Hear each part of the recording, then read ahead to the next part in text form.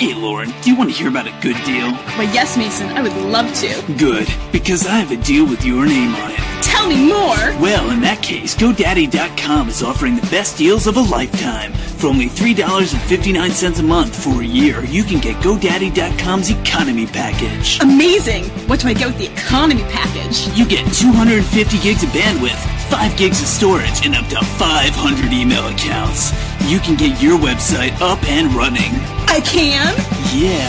When you check out, enter code MUGGLE, that's MUGGLE, and save 10% on any order. Can you spell that again? Yeah, I can. That's MUGGLE. Wow. Do any restrictions apply? Some restrictions apply. See site for details. Get your piece of the internet at GoDaddy.com. Today's MuggleNet podcast is brought to you by Borders. In May, thousands of Harry Potter fans descended upon New Orleans for the Phoenix Rising Conference. Borders was there to take in the sights and share a lively discussion of the series that has bewitched the world with some of Harry's most dedicated fans. Listen in and watch the action yourself. Check out the Phoenix Rising Borders Book Club discussion at bordersmedia.com/Harry Potter or click on the Borders banner at the top of the MuggleNet page. Because somebody still hasn't seen Order of the Phoenix, this is MuggleCast, episode 114, for September 24th, 2007.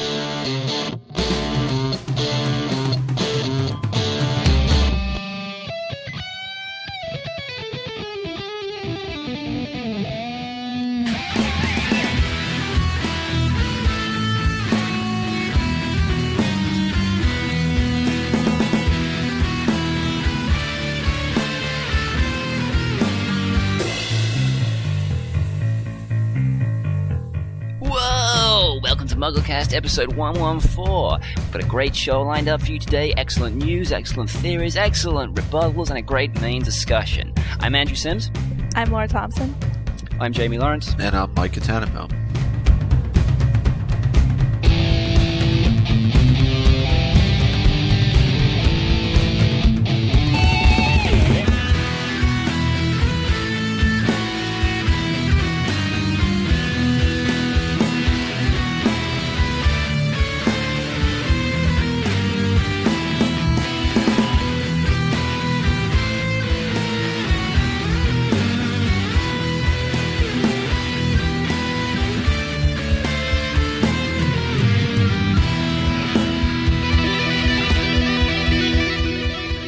First of all, we go over to Micah for this week's top Harry Potter news stories. Micah. Okay, thanks, Jamie. Emma Watson, the actress who plays Hermione Granger, has updated the blog on her official site, informing fans that she finished filming Ballet Shoes. She says, "I am really nervous to see the results, but mostly very, very excited."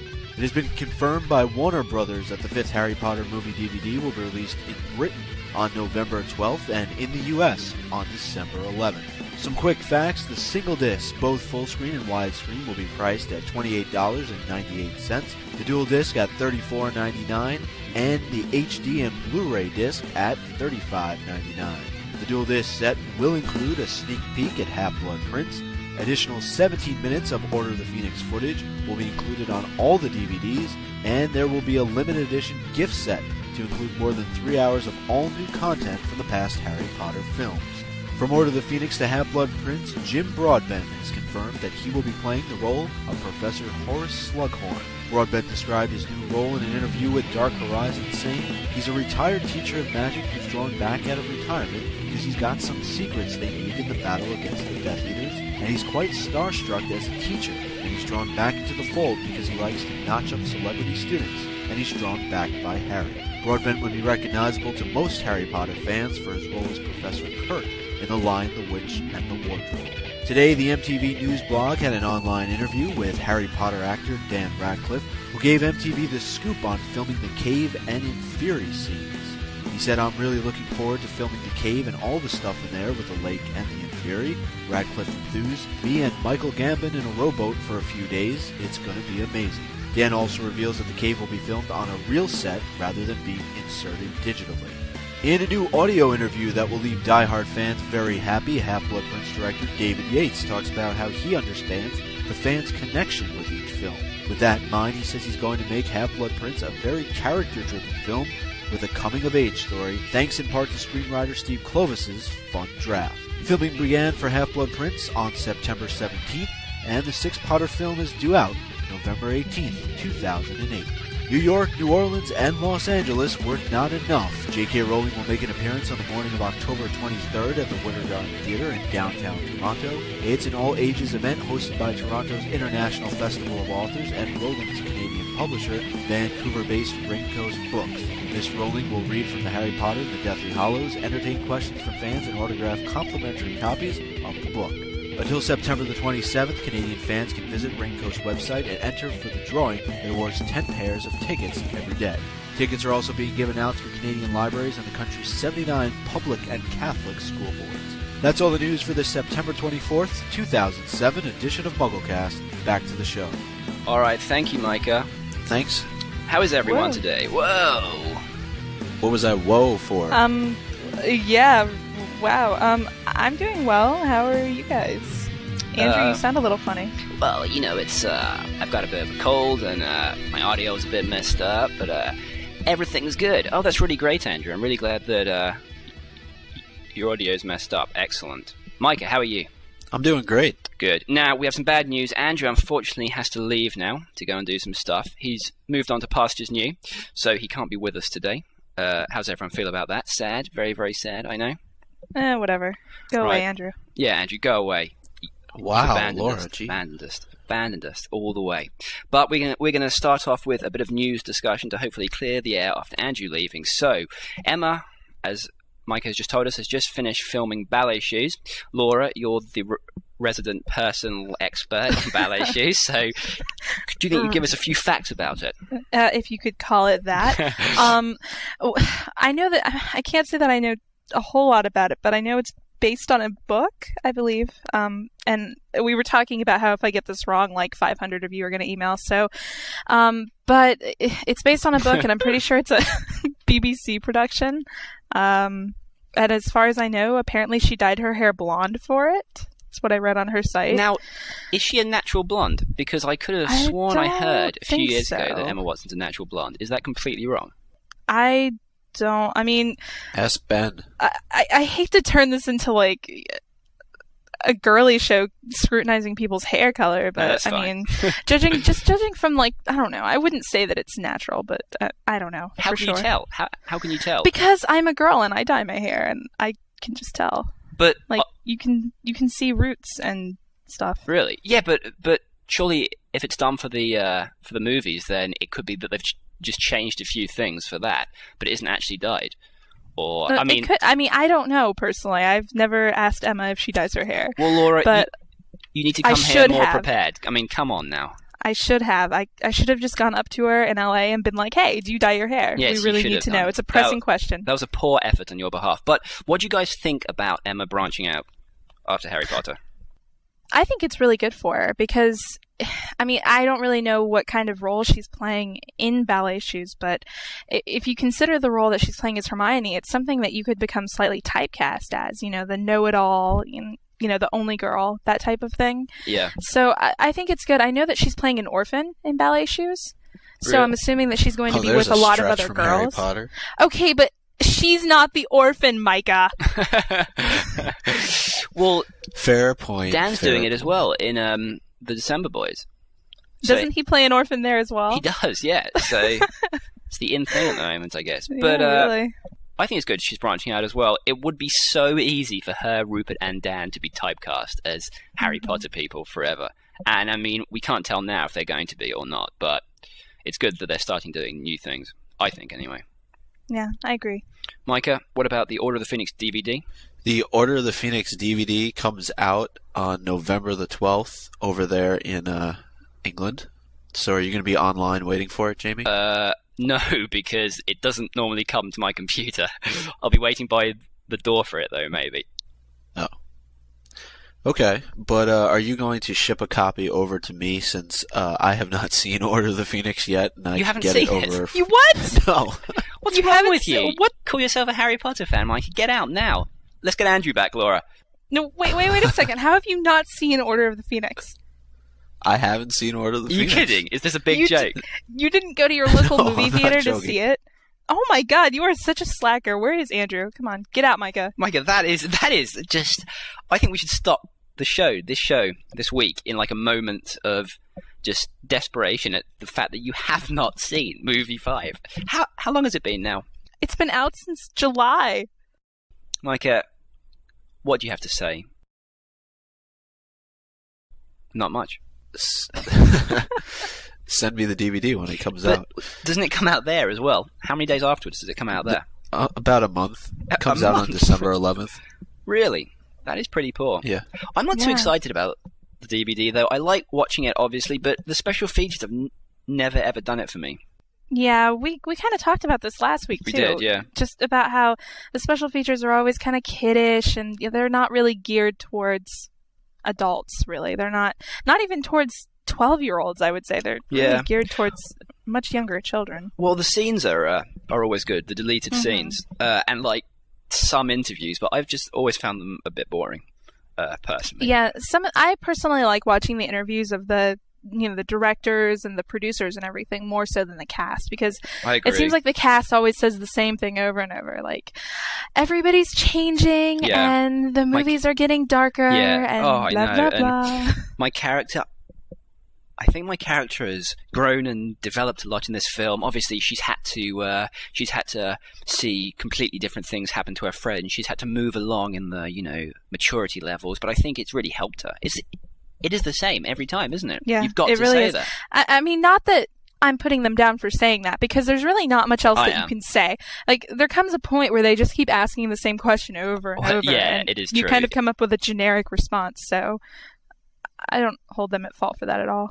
But I found that's always a sort of a side effect of having people interview Harry Potter actors who are just like the mainstream media. So people who aren't Harry Potter related, who don't know the films well enough to ask specific questions. So they have to ask, movie questions like, how do you think your character's developed from the first film to this? Or what's the most important thing you've done to prepare yourself for this role?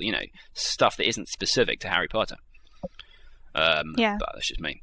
A piece of very, very exciting news, well, for me personally anyway, and I hope for everyone else. Jim Broadbent has just been cast as Horace Slughorn. Now, I know Jim Broadbent. That's an interesting thing, Jim Broadbent.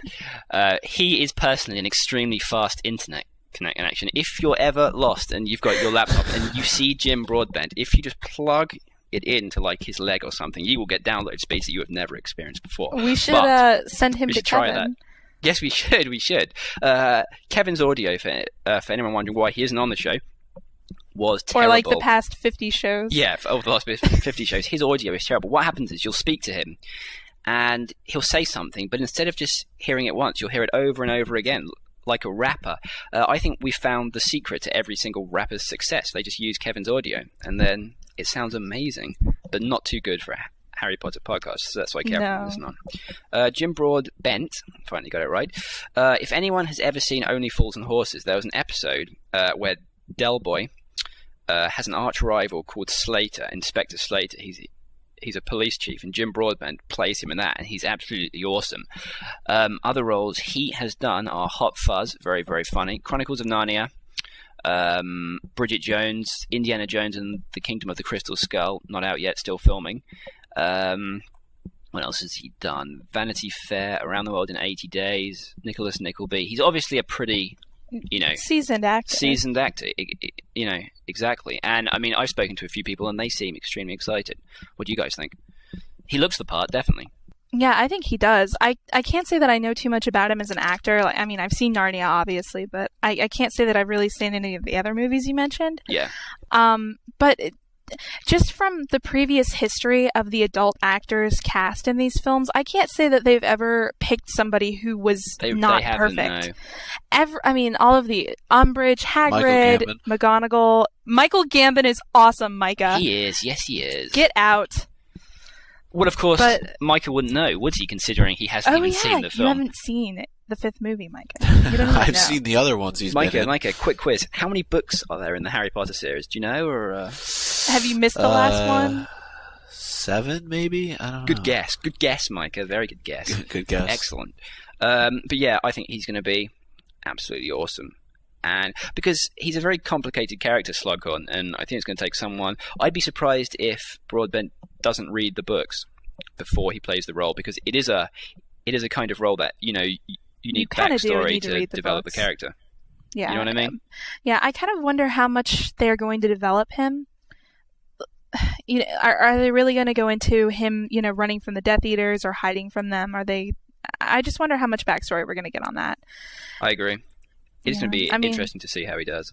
Although I think a lot of what they leave in the 7th film now is going to be based on how the series came out. Like, for instance, they've kind of screwed themselves now because they left Lily out of the entire Snape's worst memory scene in Order of the Phoenix, and then it actually has a huge significance. So I think that they'd better pay a lot more attention now. I hope they do. Something very, very exciting. Half-Blood Prince filming has begun. Both excited about that? Of course. Isn't that supposed to be November of 2008? Yeah, that is quite a long time. Is that normal for Harry Potter films? How long is the... it is, because they switch off. Like, one will come out in the summer, and then the other one will come out in fall of the following year. Oh, yeah, of course they do. Yeah. It is a long time, though, but it's a long book as well. So I wonder how much they're going to take out and how much they're going to leave in. It's such a complicated book. I think about book 6 and 7. It's book 7 particularly that I'm worried about with all the information we get. But book 6, I really wonder how much of like the Harry and Dumbledore dynamic they're actually going to focus on. Yeah. Because that's so important, and if they don't give it enough attention, it's not going to work. Exactly, and movie 7 is then going to not have the backstory to back up Harry's, anger at Dumbledore and his anger at Snape and all that. So I agree with you. Book 6 is like a springboard for book 7, and if they don't do it properly, it's worrying. Well, do you guys think at all that they could start taking elements of book 7 and start putting it in movie 6, just so they don't have to condense a huge go book, all out in movie 7? If they can work it, but that's pretty risky. I mean, if they do that badly, then and things that don't match up. What do you mean by elements? Like actual happenings, or just little tidbits like facts and stuff that we find out in book 7 that would make more sense? Yeah, sort of starting to drop facts and things like that. Not taking actual events that took place in book 7, but maybe start giving us more information like about Horcruxes. Yeah, maybe.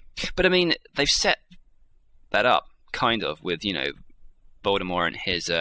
Actually, was that line in the movies when he's like, I've gone further along the path of immortality than any other person? Or was that not in the movies? Oh, gosh, I don't think it was. I guess they haven't I'm set up. just thinking about it. Oh, my gosh. Yeah, see, the thing is, I remember when I first read book 6, a lot of people were complaining about how, like, Horcruxes weren't set up. They were just going on about how they weren't, and it's like, you go back through the books, and they actually were. Yeah. It was just so subtle. She just did it so perfectly. Done, yeah. Oh, my God. But then, I don't know how they're going to do that in the movies. It's going to it seems like they're going to kind of come out of nowhere. It's going to be kind of like... Movie 2 kind of did it with the, when Harry stabbed the diary, it looked like Riddle was, a part of him was dying, kind of. Yeah. Or perhaps we can just say that now because we know what it was about. But it looks like that now with hindsight. I don't know if it really is like that. She just did that so well, because when you're reading that book at the time, you think that he's just destroying, like... You don't think of it as a part of Riddle. You think that he's just destroying, like, something that he's using to infiltrate Hogwarts, Precisely, like, you don't think of it as, like, an extension of his soul, which is really awesome. Oh, my gosh. Oh, wait. I just get excited thinking about it. I've just completely contradicted myself. I think I just said that, yes, you do see it as an extension of the soul. Then I've just agreed with you. I don't know. But because when you watch it, it looks like he is dying. He comes out and he screams, and it looks like a part of him. He's dying. I don't know if we didn't know about Horcruxes, perhaps we just think that it's because, it's a memory and the memory is dying. But yeah, see, that's what she excused it as in the book. Like, he just called him, and Riddle even called himself a memory. He did, yeah. So, oh my gosh, it's so cool. How can you plan 7 books out like that? Oh my god, she's amazing. That's It how is she pretty does impressive. it. Oh my god. It is very, very impressive.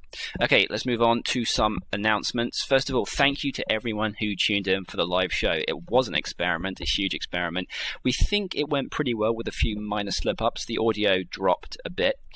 And a few people have been complaining that our voices sound like chipmunks on the released one. Have you guys heard that? Because I haven't checked it yet. I haven't heard it yet, but apparently I sound hilarious from what Really? I've heard. Yeah, apparently you guys all sound like, I don't know, maybe you're like alto chipmunks, and Right. apparently I'm like a second soprano chipmunk. Oh, really? So yeah, that's what I've heard. So We should. it should be interesting to listen to. I'm going to have to listen to that. That actually sounds exciting, not an excuse Yeah. to complain. We have a piece of feedback from, they didn't leave their name, but it's about the live show. They say, okay, I know I've been emailing a lot of feedback lately, but I really have to tell you how happy I am that you released the rest of the live podcast, and how amazed I am at the quality of everything, apart from the chipmunk voices, I'm sure. It's moving at the perfect pace, the sound quality is great, even though your voices are a little higher than usual, and your choice of conversation is just, again, perfect. This is like Christmas or something, and this is where I think this person might just come from New Jersey, because they say, go Andrew, you have been brilliant thus far, and I freaking love you. I've listened to MC since you released the first episode, and I am really very impressed right now. I love this, and I love you guys. Well done, Jesse. So that's very nice. Thanks, Mrs. Sims, for Yes, sending that in. thank you very much. Yeah. It's extremely kind of you to send in your feedback. Second piece we have is from Cindy Patton, age 30-something, from Columbus. She says, I was real excited to find out that you did a 12-hour show. I like to listen while I work, but when I downloaded the show, I ended up listening to 12 hours of not much to do with Harry Potter. It was all about the life and times of the show hosts. I usually love you guys, and if you want to spend hours upon hours talking about yourself, that's fine, but maybe it should be on a different podcast. I would have to agree with her. It did completely lapse into that, but after a few hours, there wasn't much else we could talk about without sort of collapsing, you know. Yeah, it's really a hard thing to it's a hard thing to do when you want to do a show that long, because there are people like Cindy who want to hear about Harry Potter, and then there are other listeners who would rather hear about some other things. Stories, they don't want to, and they jokes. don't want to be bombarded by Harry Potter for 12 hours. So we kind of try to find a happy medium where we discuss Harry Potter for a while, and then we discuss other things for a while, whether they be things from our personal lives or Stories we on just let news people or- call in. Yeah. And, yeah. So perhaps we got it slightly wrong this time, but hopefully when we do 2 or 3 hour shows, it's going to improve a lot more. I think 12 perhaps was quite a sort of, start to do for our first big live show. Yeah. But Cindy, all I can say is you say it was about the life and times of the show hosts, but thankfully it wasn't about the life and lies of the show hosts. Right, Laura? This is true. This is very true. Micah, what do you think about that? I missed what you said there. You mean you weren't listening? No, I couldn't understand what you said, this second half of it. It wasn't about... It said that she said it was about the life and times of the show hosts, but thankfully it wasn't about the life and lies, because we don't like NC-17 podcasts, do we, Micah? Oh. No, we don't. Okay, Andrew has just ordered some new equipment to help make the show better. It's extremely exciting. He's absolutely pumped about it. I don't know much about audio equipment, but it involves something called a mixer, some microphones, and he's extremely excited. He's trying to turn his bedroom into like a studio type setting, and this is going to help a lot on live shows, because many of the problems we experienced on that live show were due to trying to pump too much information through Skype, too much through Ustream, and not using appropriate equipment. But hopefully this is going to solve a lot of things, because we'll be able to play music more effectively, take calls more effectively, and all that kind of stuff. I'm extremely excited about that. Yeah, it's going to be pretty awesome. I still long for the day when we all get our studio and we all live close by and we can all fly into it. And we were actually talking about that the other day, how cool it would be if like one day we just like had a headquarters. Oh, that'd be so and cool. Oh my god. Okay. I can't talk about that. I'll get excited. But anyway. I was going to say, let's take a moment to dream about that quickly, because it's not going to happen. Pickle Pack is open for one more week. It's been open for a week already, and after this, it will close permanently until the end of this year, when everyone's subscription runs out. For everyone wondering what you get if you sign up now, because obviously it's been quite a while since the since the first sign update, you get all of the Blickles, all of the bonus content since then until now, and you get everything else until the end date. The only thing you don't get is a badge on your profile which says Original Pickle, which we devised so everyone who signed up before got something on their profile, and you also don't get a t-shirt, but you get all the bonus stuff. Only one more week to go. And you're not paying $30 this time. If you register, you're paying $25. Is that right? Yes, Laura, you're absolutely right. $25 because you don't get a t-shirt. We have reduced the price slightly. So you have one more week to go. Please sign up. It's very, very, very enjoyable. Yeah, and for those of you who don't know, maybe we should explain what Blickles are really quick. That's the point. Yeah, people probably won't know. Blickles are, we have on Pickle Pack 7 different segments for each of the show hosts, and each show host has 1 day per week where they post their Blickle. And now a Blickle is a word that has been created out of a combination of the word pickle and, what was the other one, blog. A Blickle. So it's a video blog or a writing blog every week from the show host, which says about what's happening in their lives, Harry Potter news, discussion, normal news. What has there been? There's been lip-syncing songs, room tours of the places where they live. I played Guitar Hero. Laura played Guitar Hero. Andrew and his little brother modeled the Pickle Pack t-shirt. So there's been a whole host of stuff. And there are about 150 bits of bonus content, I think, on there now. So if you sign up now, you have quite a bit of stuff to get through, with all the new stuff being released as well. We have a new piece every single day. So 1 more week to go. We hope you get to sign up if you want to. Absolutely. Ringtones. Now, this is Andrew's baby, but I can say a bit about ringtones. We have a website now where you can get Wizard Rock singles on your phone. You can get, what else can you get? You can get other bits of music from the show, and we hope soon to have the main theme tune on Ringtone. We'll put a link in the show notes so you can download those and get them on your phone. And then if your phone rings in a place where there are MuggleCast fans, somebody will say, "Oh wow, I know that. Do you listen to MuggleCast?" "Yeah, I do." And then you make new friends through shared interests, which is always good, isn't it, Laura? Absolutely. I mean, who wouldn't want their phone to ring and Andrew's voice to Precisely. I can't think of a single person in this one. I mean, personally, I'd love it, wouldn't you? Oh, I would too. I'm going to buy one right after we record.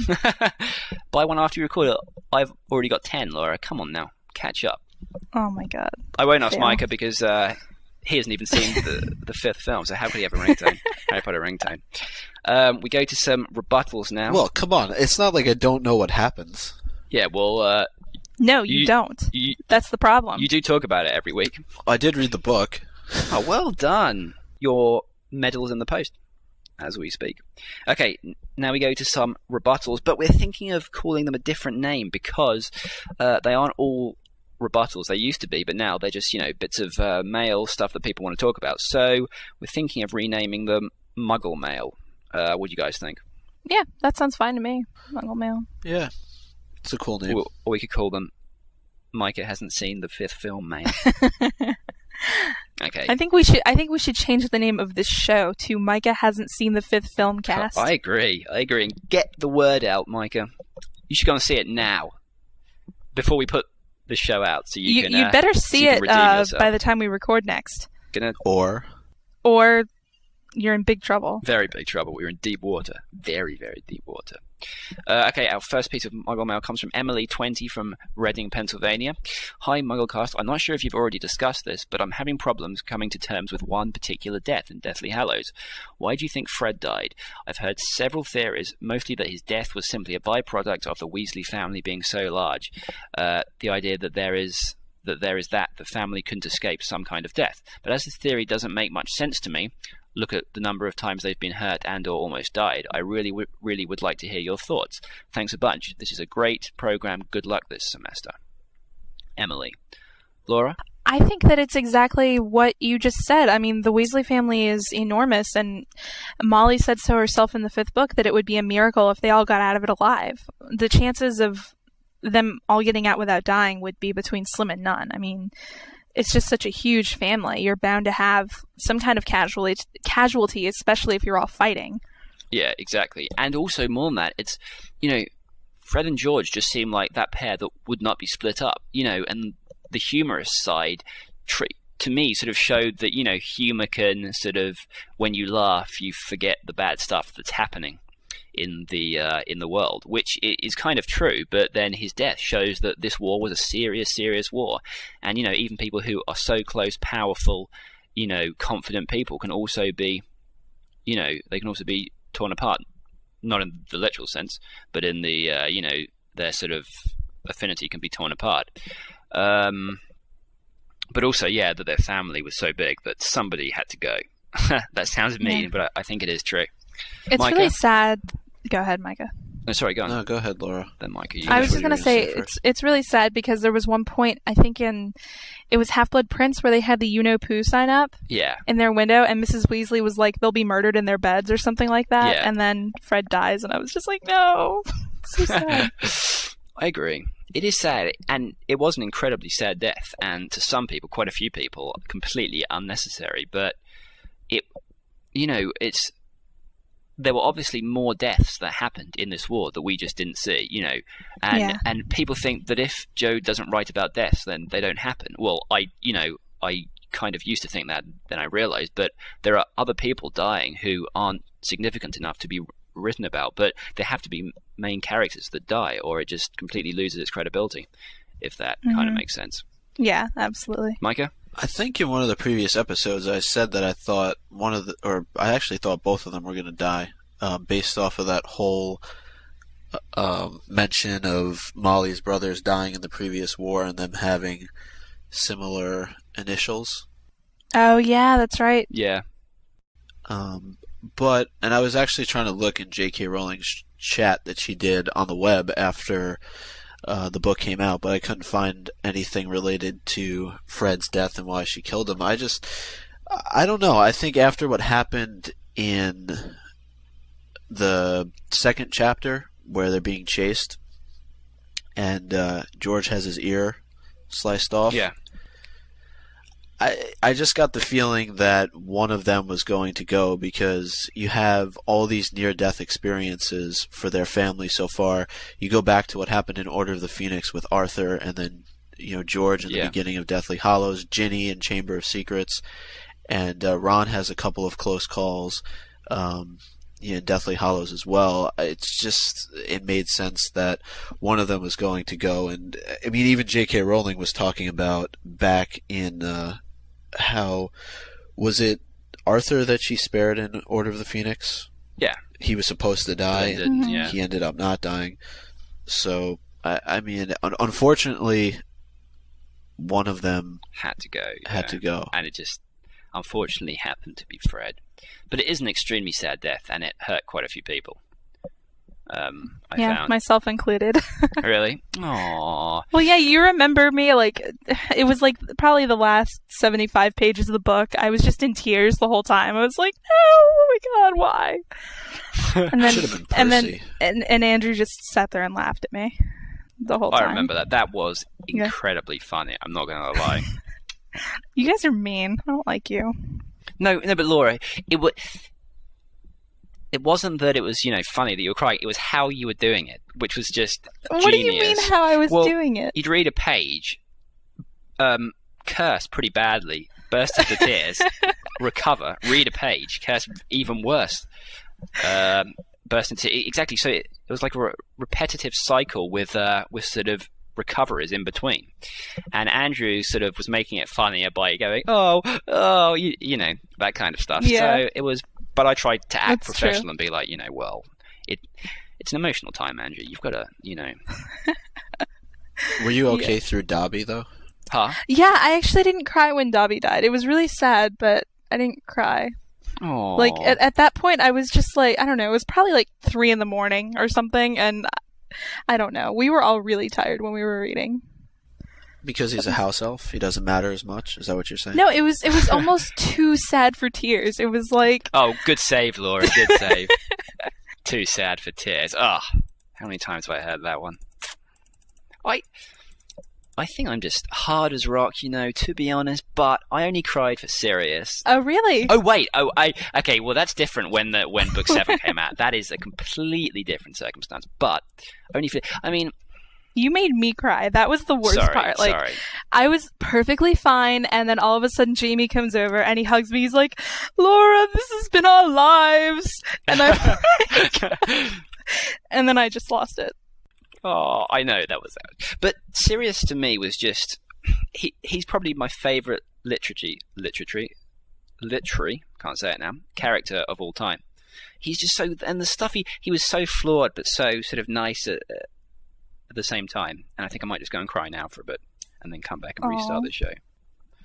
Now, okay, following the show schedule that we type up every week, we're up to number 6 in it, and that is Harry Potter Vibrating Broom. I know nothing about this. Me I think neither. it could be a bit risky to talk about this if I know nothing about it. Laura, do you know anything about it, or does Micah, do you know anything about it? I don't know anything about it, and Okay. considering...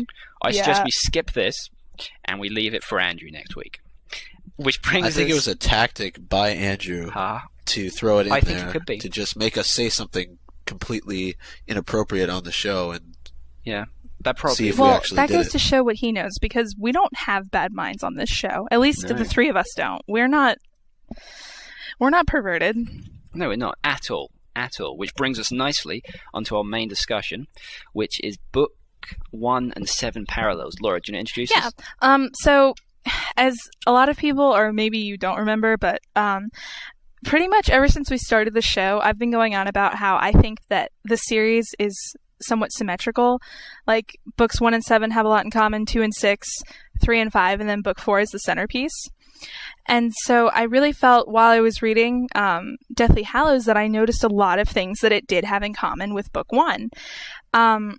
Now, to start us off with some little things, you'll notice that chapter 1 in Sorcerer's Stone doesn't start from Harry's point of view, but it starts from the Dursleys, and they don't like him. And chapter 1 of Deathly Hallows also starts in Snape and Yaxley. Is it Yaxley or Yaxley? I never knew how to say his name. Yaxley. It starts in their point of view, and they don't necessarily like him either. So I thought that was kind of interesting. That is interesting. I really, really enjoyed the chapters that aren't from Harry's point of view, and also in book 6, the other minister. Away from the circular nature of them, they were just awesome the way they were written. Yeah, I love seeing things from, like you said, things that aren't in Harry's point of view, because you really get, I think, a more rounded view of of the kind of world that Joe's trying to create here. Exactly. Because in Harry's point of view, you kind of always see things through, and not to be funny here, but through his lenses, like yeah, you did. that he's kind of like he's the kid who has had. He's the hero who's had everything pushed off on him. He never wanted to do this. The only reason he's so important is because he was forced to be. And it's interesting to see the point of views of people who don't necessarily have that responsibility thrust upon them. And also his narration is not objective, even nearly.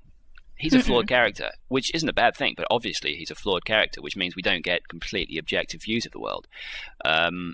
And I would love to read the books from Snape's point of view or from Voldemort's point of view. Yes. Because Harry, it's nice, but sometimes you get angry at the way he looks at things, because he doesn't look at things perfectly the entire time or objectively, and he rushes into things. Whereas I think Snape, to view it from an inquiring mind such as Snape's, or an unemotional mind such as Voldemort's, would be fascinating. Mm-hmm. Especially Snape's. Like, that's what I loved about seeing all of his memories at the end of Deathly Hallows. Yeah. Where we saw, especially the whole scene where Dumbledore sort of implied that Snape cared about Harry. Yeah. And Snape was like about him, and he cast the Patronus, and it was the dough, and it made Dumbledore cry, and I was just, oh my god, that was so good. That was an amazing scene, yeah. Micah, what do you think?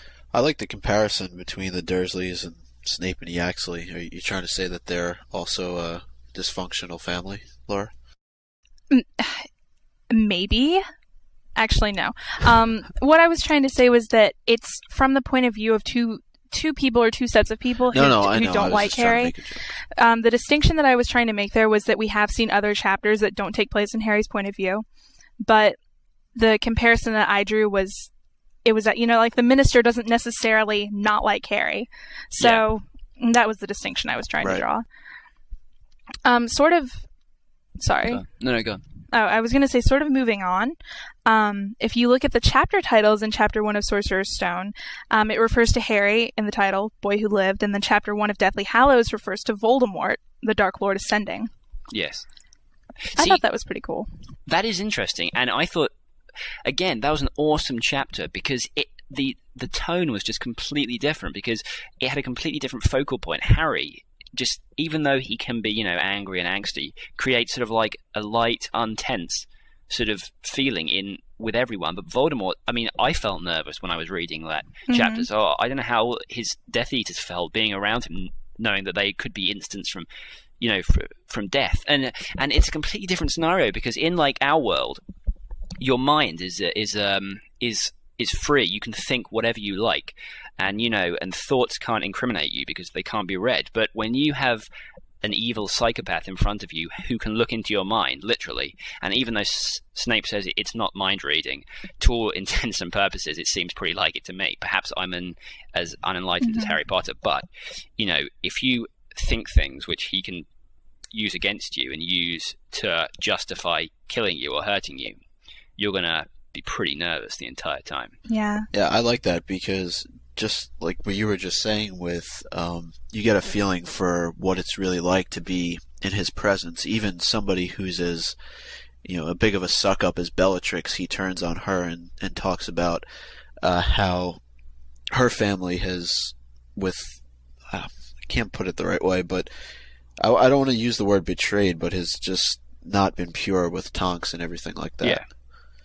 That scene in particular where she starts to talk about, Tonks' marriage to Lupin and things like that. Yeah, and you get a feeling for just how nasty of an individual he is. And that's somewhat interesting that you bring up the idea, of in the first chapter of Deathly Hallows, everybody talking about, the impurity, or so they believe, of certain family members to be marrying people who aren't purebloods. You look at Petunia, the second Vernon brings up, that her sister is married to a wizard or that she's a witch, Petunia doesn't want to talk about it. She kind of shuns the idea. She doesn't want to believe that they're related. So I think that's an interesting correlation. See, and I thought that was the biggest contradiction in the world she wanted to be a witch, though. That's the funny thing about it. She didn't want to have anything to do with it when she was around Vernon, but in the end, she wanted to be at Hogwarts. So I just thought that was kind of interesting. Laura, your point about that both end at King's Cross I thought was excellent, because King's Cross is extremely symbolic as sort of the place where you leave one world and go on to the other. The Muggle world, the magical world. It's also a symbol of safety because, all of the wizards there and that kind of thing. And also that it's it is circular, as you say. It starts in one place and ends in the other place, and Harry is happy in both places. Also, it's because the people in both places are starting a new journey. So in the first book, it's Harry and his friends, and in the seventh book, it's Harry's, children and his friends' children. So it'll be very interesting to see how their experience at Hogwarts pan out, because Harry's and his friends' experiences were sort of experienced under a completely different sun than his children will be. There was a dark shadow over them with Voldemort, and even though everyone thought Voldemort was in hiding, perhaps a hiding threat is a lot worse than one which you can see in the open. So, their time at Hogwarts was, to all intents and purposes, sort of on a downer, kind of, because they had the shadow, whereas his children have more of a free life and that kind of thing. Micah? Yeah, I like the comparison that she drew, sort of as being the barrier between the two worlds, but the real world and the magical world. But I also go back to that chapter when he's with Dumbledore and thinking about how he compares it to King's Cross, and it also being the barrier between the world, in my opinion, the world of the living and the world of the dead. And there was such a religious connotation to the whole idea of King's Cross, I think, throughout the entire series. I agree. That's interesting. Kind of moving on from that, in the first book, in the Mirror of Erised, Harry sees himself excuse me, I've got dry throat here, surrounded by a loving family that is wait. And that's really how he finds himself in the epilogue of Deathly Hallows. And what I was kind of wondering was, does that mean that he would see himself exactly as he is in the mirror now? Or has he gone through too much trauma for that to be a possibility? I'd say that it would depend on how much closure he's got on his previous life. If he still feels regret over what's happened, and if he still longs for his family, then, I mean, obviously he will always long for his family back, his parents, but if he's accepted closure, then it's perhaps he would see himself as he is now, since he, you can't, if you change history, you don't know what's going to happen. So if he longed for his past life, then he wouldn't know if he'd have his children or if they'd be the same as they are now. So I don't think someone like Harry would, I don't think he'd take the risk of wanting to wish for something in the past when he's happy now. And well, the impression that I got was that he was surrounded by his family because it was the one thing he'd never had. And then at the end of Deathly Hallows, we see him with that sort of family dynamic. And I think that he would see himself as he was, because I think that's what he always wanted. Yeah. Would he see anything, though? I mean, essentially, he's achieved what his greatest desire was. I mean, if you take away the whole family aspect of it with his parents, hasn't he really achieved what he wanted more than anything else? I mean, he has a family now with Ginny. He has his two best friends in Ron and Hermione. I don't know if he would really see anything if he looked in the mirror. Yeah, that's what we're saying. Like, I think he's achieved... Yeah. Like, Dumbledore said that the happiest man on Earth would see himself exactly as he is. But I think that's a flawed thing of Dumbledore, because I don't think you can ever be perfectly happy. There's always going to be something more you want, and stuff that happens changes you. So, Harry's family, I'm sure, it's an incredibly happy circumstance, but I doubt he's completely happy. There could always be one more thing. Like, perhaps he loves his sort of son so much that he would be happy if his son wasn't worried about Slytherin. So there's always one more thing that could make him happier. So I don't think, especially someone like Harry. Do you really think the mirror goes that far, though? Well, I don't know. That's what I'm not sure about, if it can sense that type of subtlety. I don't think it really goes that far. I think it kind of goes into like fundamental things that you would expect people to want. Like, obviously now we know that Dumbledore's, was something a bit more important than wanting socks. Yeah. So I think that it really goes into the things that you want at the depth of your soul. Like, for instance, Hermione, at the time that before the end of Deathly Hallows, she would have wanted to see herself in the mirror with Ron. Yes. So I think it's sort of more of a human interest, not really little things like, oh, I wish that, my son wasn't worried about this, or I had washboard abdominal muscles. Yeah. I want that new broomstick, Yeah. I don't think it's like that. Yeah. I think it goes back to what Jamie said, though, how much closure he had on the issue, or on the image that he saw initially. Because it would just seem to me that when Jo answered what Dumbledore would see if he looked in the mirror, she said that he would see himself perfectly happy with his family.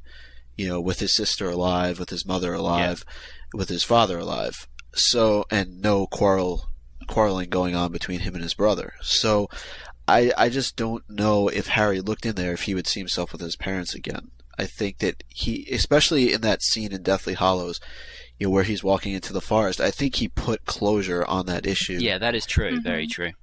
That's good. It's very good. And also, there's a big difference between desire and happiness. Like, I mean, to see yourself with your family is not to see yourself as happy with your family. Do you know what I mean? Oh, that's true.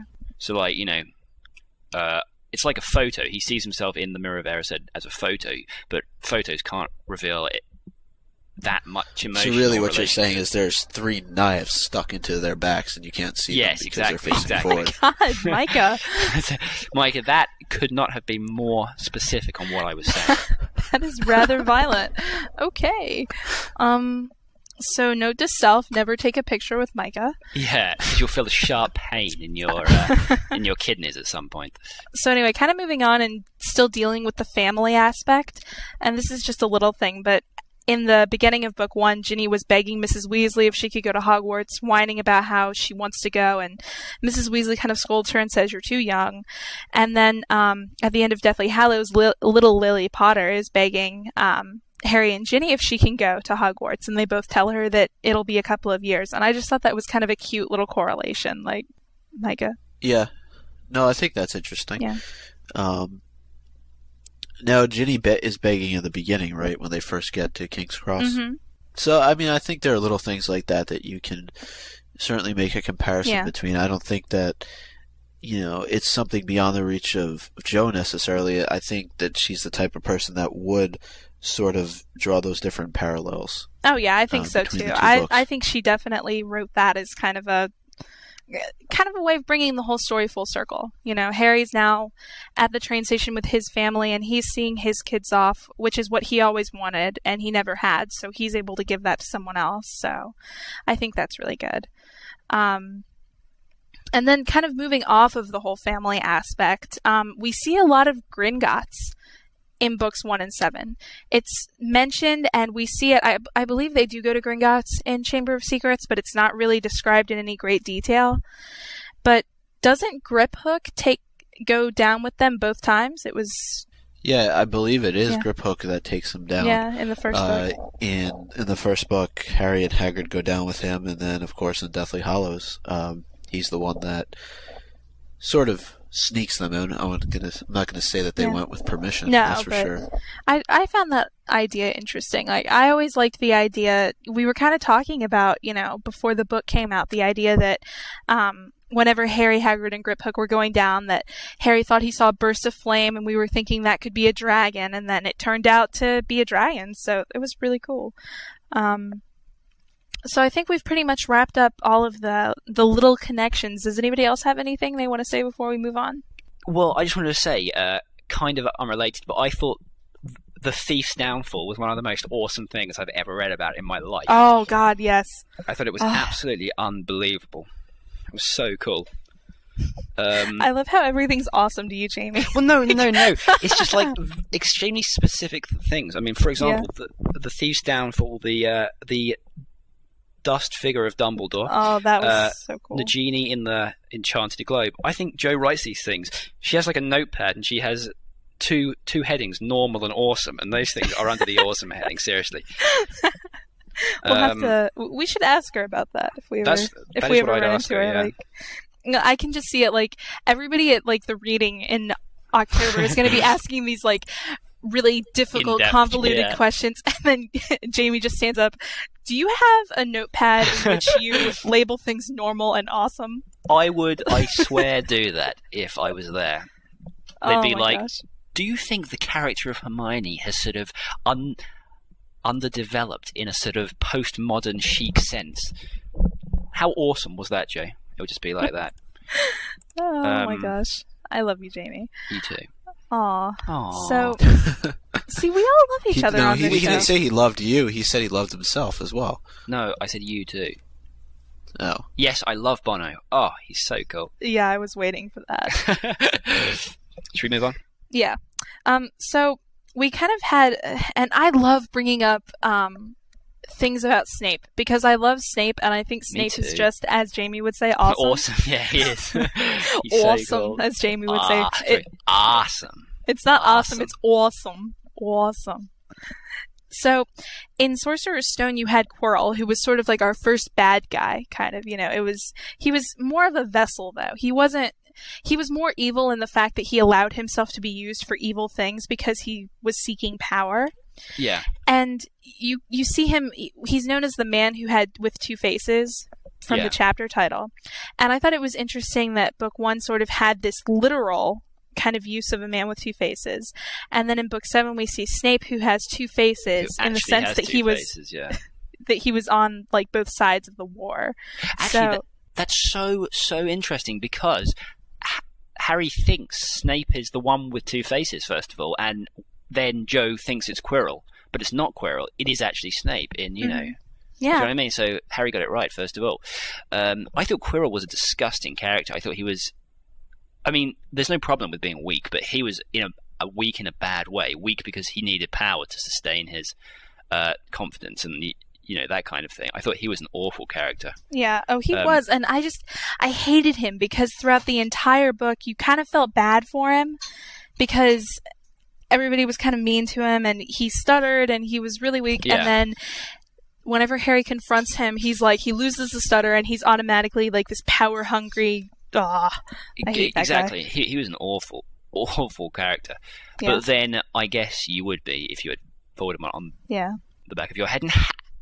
And you couldn't sleep on your back because Voldemort would suffocate, so you'd have to sleep on your side. So didn't we have a debate about this a long time ago? Like, I want to say it was like a year ago about like, why would you choose to be on the back of someone's head? I had no idea. But where else would you go? Like, that is quite true, actually. But I don't know. Where would you go, Jamie? I would probably go on their chest or something because. Actually, no, I wouldn't. I probably would go on the back of their head. But then you can't see what he's seeing. So the arguments must be, God, look at that. What? That. But then as soon as one person turns around, the other person can't see it. So I imagine they argued a lot. Quirrell didn't get much sleep because he had to sleep only on his side. I bet Voldemort snored as well. So I'm not surprised Quirrell's a bad person, actually. I forgive him. Do you? Well, what I don't get is why Quirrell didn't just, like, roll over and smother him in a pillow. Like, that's what he should have done, shouldn't he? God, this whole problem would have been, like, completely These people have solved. no oh my gosh. logical thought at all. It's disgusting. Yeah. So, kind of going off of one thing that Jamie mentioned about Snape being evil, Harry thinks that Snape is evil in both books, and then at the end he finds out that he actually wasn't. That he was actually trying to help him. Which he doesn't find out about Quirrell, of course. Well, no, I'm talking about Snape, though. Like, at the end of Sorcerer's Stone, Harry finds out that Snape actually wasn't the bad guy, and then at the end of Deathly Hallows, he finds out that Snape didn't actually kill Dumbledore because Voldemort ordered him to, And that he was in love with Lily. Oh, I do feel sorry for Snape. He is a tragic my God. hero.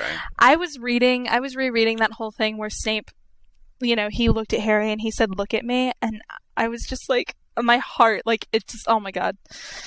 It just poured tugged, out to him. Oh my God, it was so horrible.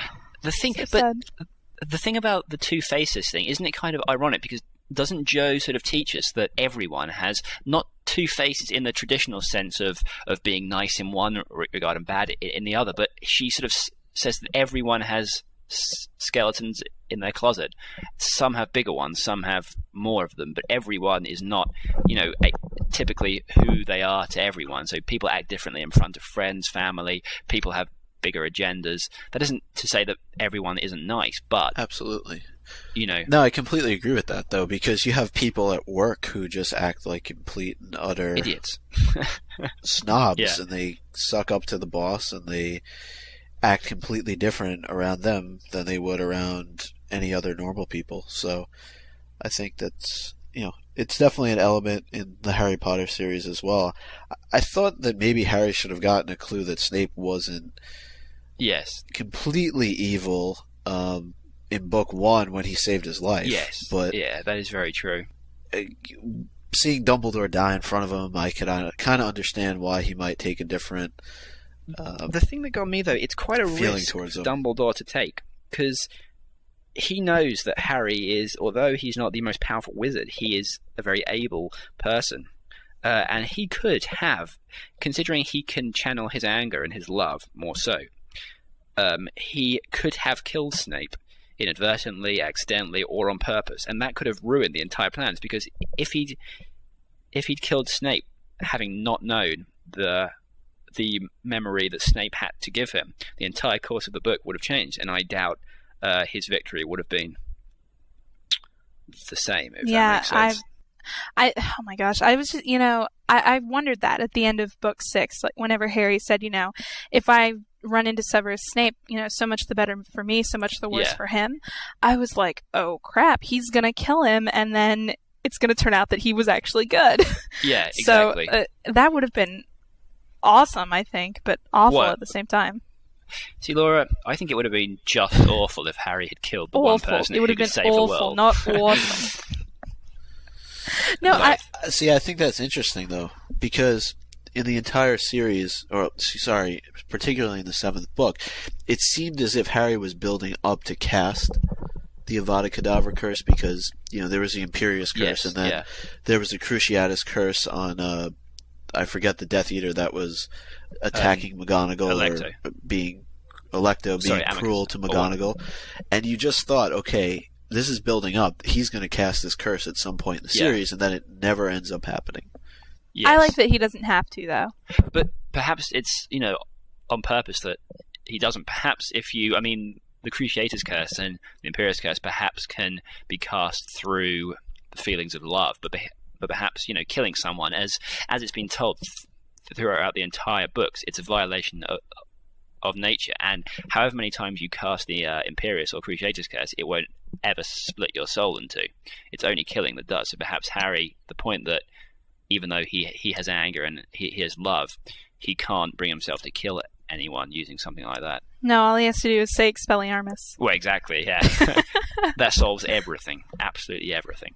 It solves all my problems. Me too.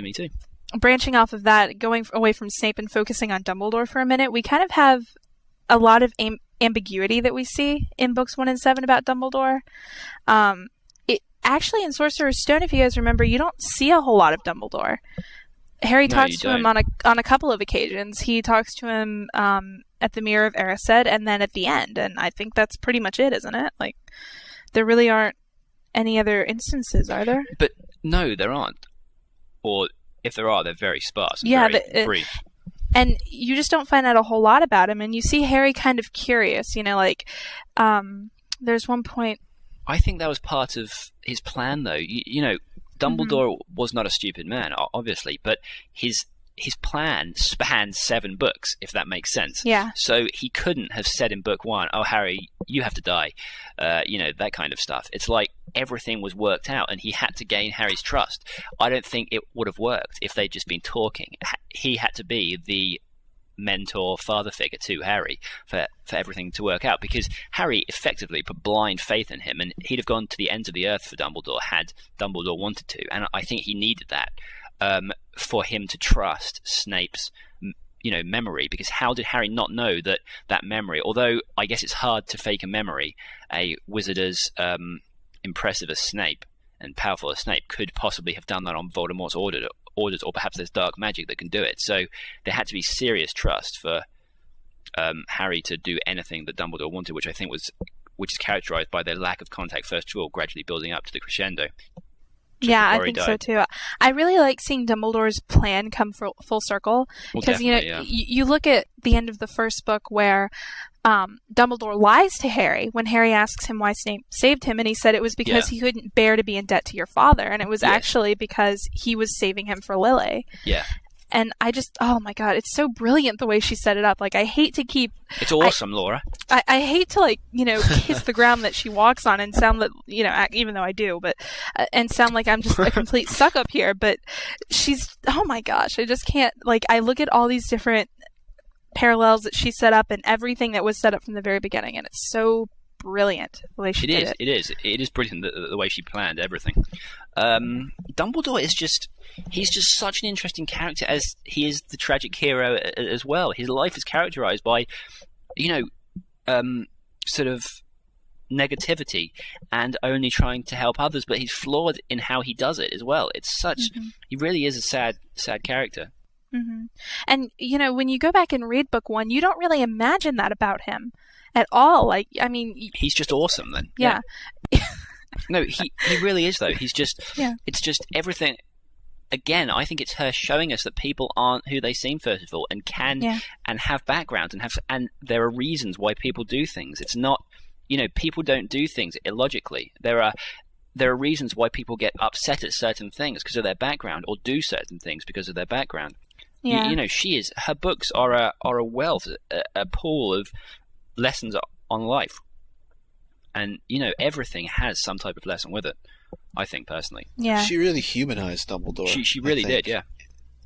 And I mean, she did, not that she took away from who he came across as through the first 6 books, because he was this all-powerful wizard that we knew absolutely nothing about.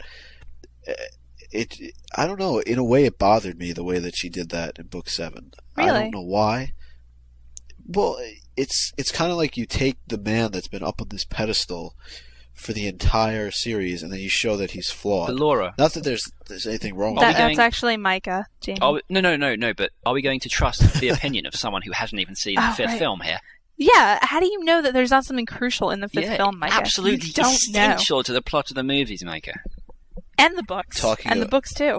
You don't know that. You just don't know these things. But apart from that, I mean, I loved it. I love it when characters are humanized. Yeah. I thought it was brilliant, to be honest. I really thought that was something that needed to be done for Dumbledore, because he's not God or a godlike character. He is a human being. And I think that we started seeing his flaws in book 5 when he really messed up by not being more upfront with Harry. Yeah. And it caused so much turmoil. And I think that we really began seeing that he was not some kind of supernatural being, despite how smart he is or how clever he is. He's got his own problems. Exactly, and it was a turning point for Harry when he realized that Dumbledore was not invulnerable, because that was a safety net for him the entire time. You know, when he thought that Dumbledore was there was nothing that could touch him, really, anything. And even though he was worried about the entire war, there was Dumbledore, and Dumbledore came to save the day. And I think that was characterized in Order of the Phoenix, even when the Order was fighting Dumbledore down in the Department of Mysteries, there was things could still go wrong and did go wrong. But as soon as Dumbledore came, Neville became more excited. Everyone just relaxed slightly because Dumbledore does save the day, and it was so sad to see that is not the case. And Dumbledore has worries and he was terrified about the whole Harry Voldemort thing, that things wouldn't work out, you know? Yeah, and, just kind of looking at this one quote here from Sorcerer's Stone, it comes after Harry asked Dumbledore what he saw in the mirror of Erised. It says, "It was only when he was back in bed that it struck Harry that Dumbledore might not have been quite truthful. Exactly. But then he thought, as he shoved Scabbers off his pillow, it had been quite a personal question." Exactly, and sorry, go on. Just knowing that at that point, Dumbledore was it was actually such a dark thing that he was seeing in the mirror, that it was like his family that he wanted, his sister that we're not really sure who actually killed her. It might have been Dumbledore. Exactly, yeah. And just knowing that he had been friends with Grindelwald and that he had actually been for the, I don't want to say persecution, but he was definitely of the opinion that wizards were higher than muggles at one point in time. He was, yeah. And he was, yeah. Just knowing all that about him, But sorry, go on. You see all these conspiracy stories about, like, public officials and stuff, look at what they did when they were young, and everybody sort of holds that against them, and you wonder how he has gone the whole series without anybody having that information and finding out about him. He must have been terrified that someone would find out about that. But also, I think she was showing two things doing that. She was showing that people cannot be blamed for their situational background. So, you think if we'd been in the same situation, if our sister had been attacked by, muggles, and we hadn't seen any further attacks from wizards on muggles in that time, perhaps we'd also would have some sense of, persecution attached to them because they've ruined or tore our family apart. But then she also shows that people can change, and that it's our choices, Harry, that make us who we are. So she's giving two lessons in Dumbledore. Dumbledore is a heap of lessons. Actually, Laura, a dead heap of lessons, but a heap of lessons nonetheless. Dumbledore is a dead heap of lessons. Let's make that the title of this there you episode. go. Laura, but this actually goes back to what you were saying before on the whole book coming from Harry's perspective. He was never around anybody to hear differently. Nobody's going to tell that story to Harry about Dumbledore based on the people that he interacts with. You know what I mean? Oh, yeah, I know. I'm not... This is what Jamie was talking about as far as, us never really hearing about it through 7 entire books. Well, part of the reason is that it's from Harry's perspective, and Harry never interacts with the people that we would expect to say anything negative about Dumbledore. Well, what I was kind of referring to was the idea that especially whenever the Daily Prophet was out trying to dig up everything they could on Dumbledore, it's somewhat surprising that you didn't really hear about anything that he did when he was younger. Like, you would think that that would be the sort of thing that they were out to try and find on him. Yeah, definitely. Because it was like a politician's, ruining it, saying, completely undermining the person, undermining their sort of beliefs and opinions to completely undermine their opinions on the current situation, if that makes sense. I'm surprised they didn't as well. But perhaps they thought even that was beneath them, but not Rita Skeeter. I think it was because Joe decided to be better in book 7, Yeah, guys, probably. come on. Yeah, that is true. She said to Fudge, look, okay, I'm planning it for book 7. Do not put it in the Daily Prophet now because it wouldn't be fair. And then he said, oh, but Joe. And then she was like, look, I'll buy you a new hat. And then he gave in. Or I'll kill you. Yeah, or I'll kill you. One of the two. Okay, should we move on? Yeah. And then the last thing that we kind of have on our list here is the idea of anchors to life that you see as a huge theme in these two books.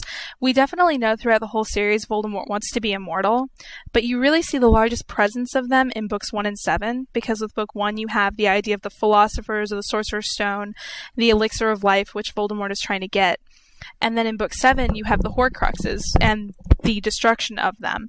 And we really find out a lot about the Horcruxes in book 7. I mean, we discover their presence in book 6, but we really delve deep into what they are in book 7. One of the really striking images that I'm kind of reminded of by this whole idea is in book 1 when Harry's in the forest and he finds the dead unicorn. Yeah. And it's like Voldemort has killed like a very pure symbol of life.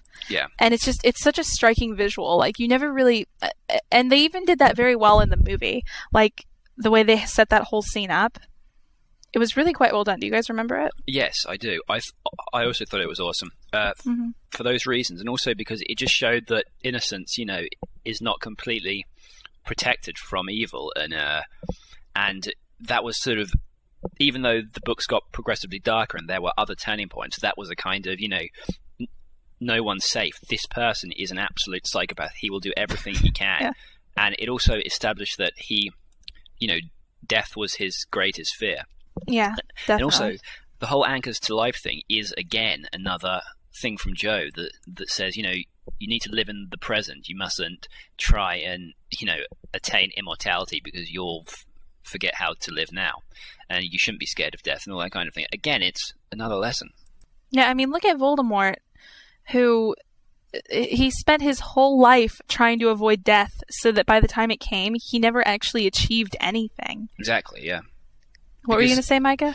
I was just going to say I like the whole comparison as well to, in book 1, Harry is in a race against Voldemort, really, because he thinks he's trying, Snape and later Voldemort, to get to the Sorcerer's Stone, and Harry's sort of in a race against time with him. And the same thing really in book 7. He's in a race to destroy the Horcruxes before Voldemort gets there as well. And starts to realize... I didn't think of that. That's very good. That is interesting. Very interesting. Yeah. Also, the entire Horcruxes Hallows thing was just... even though Harry was like Horcruxes versus Hallows, both were evil in essence, because both were trying to prolong something that shouldn't be prolonged. So like the Horcruxes were saying you shouldn't tear your earthly soul apart to try and prolong your life indefinitely. The Hallows were like the stone was like, you shouldn't try and bring people back when they've moved on. You need closure.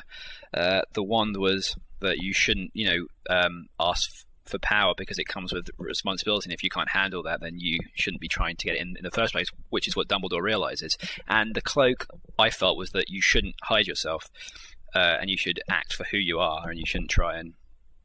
I mean, obviously, that cloak, awesome. Harry needed it, and if he didn't have it, he probably would have been dead 8 pages into book 1, but... Again, it teaches a valuable lesson, I thought. Yeah, I never really thought of it that way, Jamie. I really like that. Thank you, Laura. It's awesome. Awesome.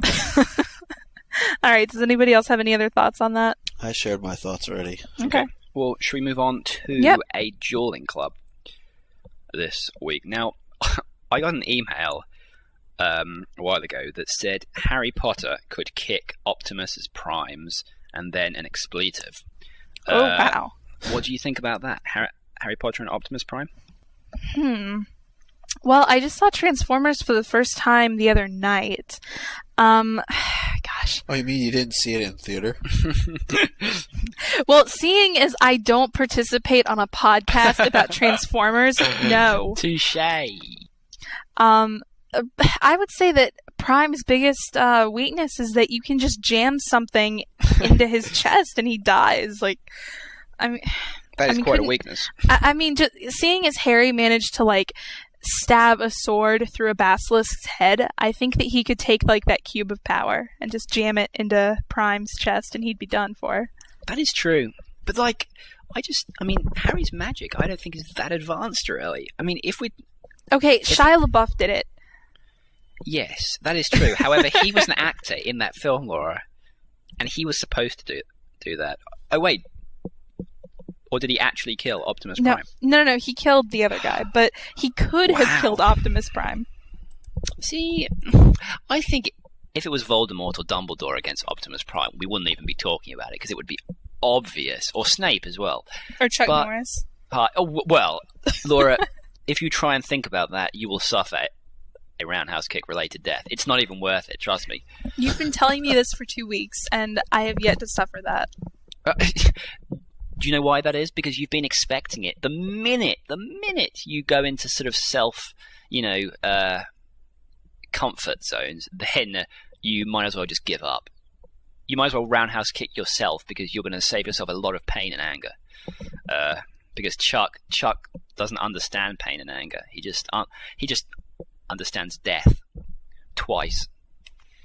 So Harry and Optimus Prime. Micah, what do you think? Are we talking about Harry at the end of book 7 before the epilogue or post epilogue? Post last chapter? Both.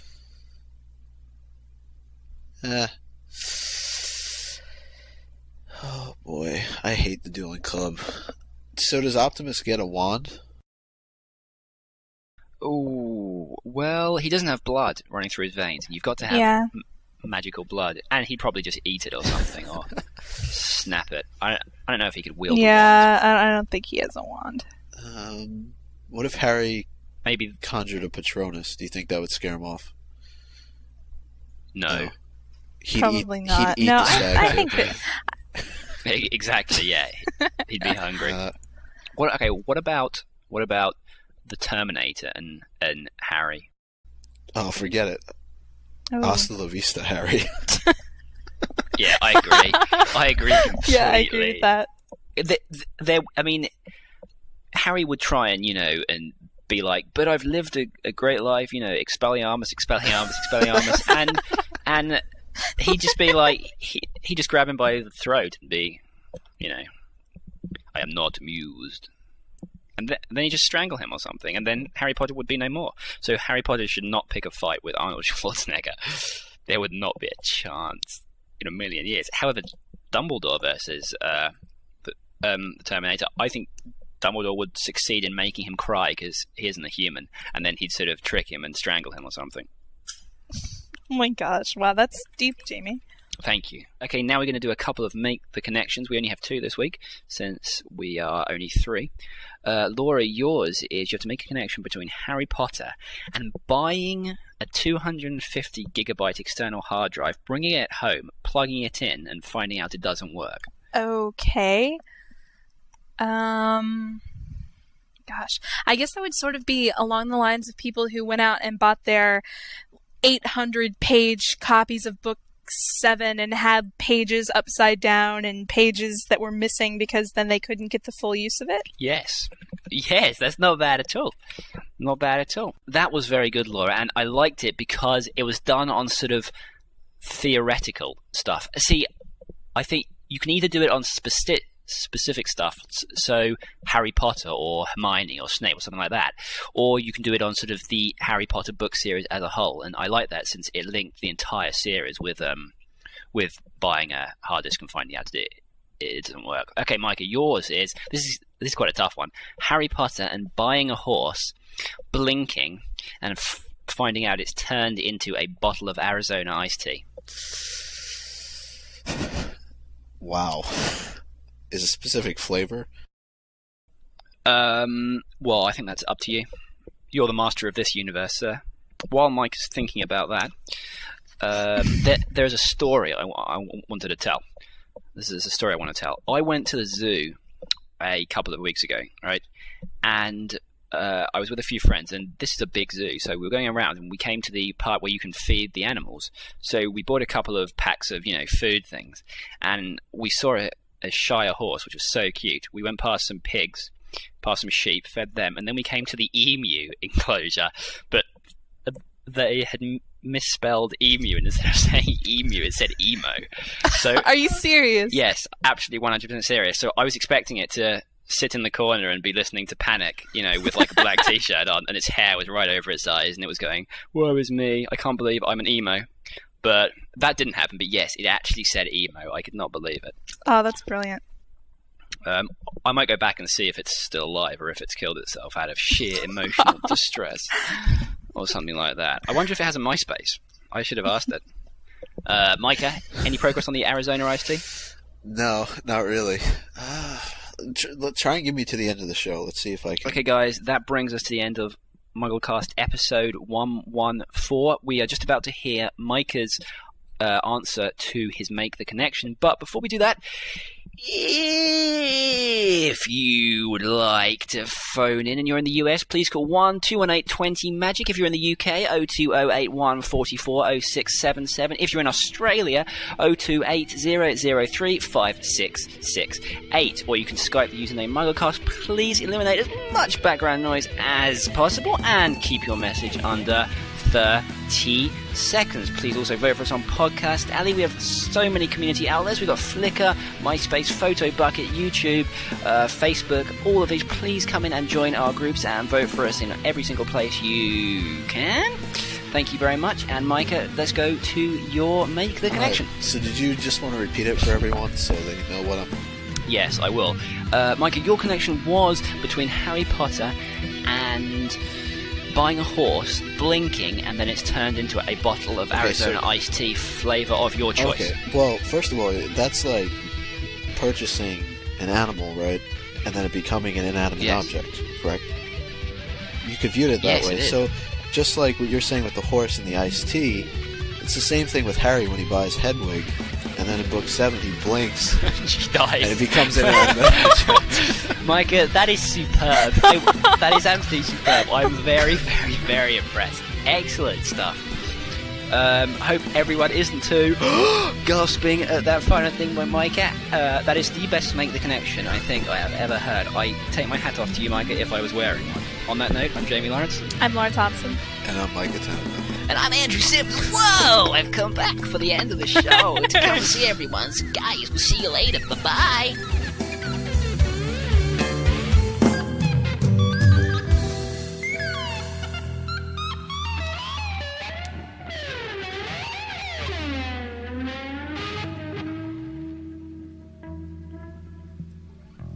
G'day, Aussies! That's right, calling all Australian MuggleCast listeners. Yes, that's right, we mean you. It's Eric here, and I'm here to announce something supremely preliminary and not yet official. I had an idea for an event that might be taking place in Melbourne, or Sydney, Australia, the weekend of the 12th of October, 2007. Either that Friday or Saturday night, I just had an idea to do something, possibly because I might be in the area. I don't know where this event is being held. I don't know what the event will actually be. Suffice to say, I will be the only MuggleCaster in attendance. It certainly won't be a full panel live podcast, but it is, however, something specifically Australian that would play to all of our MuggleCast fans in the area. Could be a question and answer session. Could be something else entirely, just a fan meetup. We don't know. But this message is important because I'm trying to find out how many of you Australian listeners could possibly or potentially make it to the event. This is extremely short notice, as the 12th of October is only 3 weeks away. Therefore, what we need from you is for you to send an email to us letting us know what you might be able to make it. The address is mugglecast@gmail.com. That's MuggleCast Oz, O-Z, Oz, O-Z. Okay, so mugglecast@gmail.com. Once again, mugglecast@gmail.com. Mugglecast and then O-Z. Okay? All we need to know is if you would potentially be free on the weekend of the 12th of October. Could be that Friday or Saturday, I'm not sure yet. But if you would be available that weekend to come to Melbourne or Sydney and chill with MuggleCast fans. Once we know how many people can make it, and if some can, we're going to try to set something up. There can be no guarantee yet, but there will be soon. We're all moving quite fast to make this event very planned. Also, please make a point to check MuggleCast.com for all updates. There is likely to be an update during the following week. Thank you very much, everybody. Cheers. Okay, so... I have to go for a piss very quickly. Do you want to carry on, and I'll just catch up, okay? Okay, yeah, that's fine. So... Can we leave that in? Yeah, I think we should.